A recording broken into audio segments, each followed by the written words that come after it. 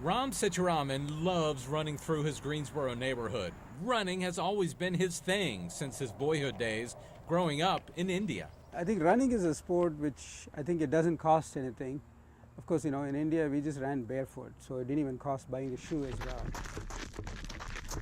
When he came to the U.S. to study at New York University, Ram ran to explore the Big Apple. I'll run from Queens to Central Park, that kind of stuff.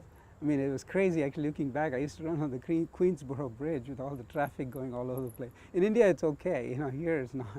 Over the past few years, he took on some big challenges, ran a couple of Boston marathons, but when 26.2 miles was not enough, Ram competed in some crazy events, like the 160-mile 6-day race in the Sahara Desert.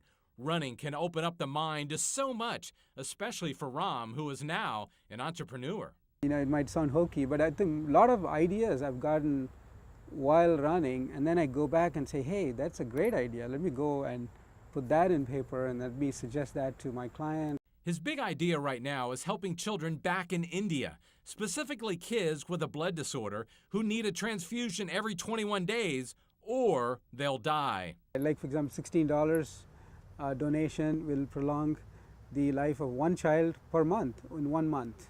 So in other words, one transfusion, it'll basically, so they can last for 21 more days. So the maximum life expectancy, even if somebody can afford to buy blood every 21 days, is only about 32 to 35 years.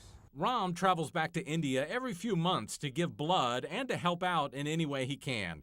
Many of his marathons, well, he turns those into run for charity events, which makes it a win-win. It's love for two things. One is love for the running part, and then so to address that one, also not only love for running for myself, I also kind of try to influence my people around me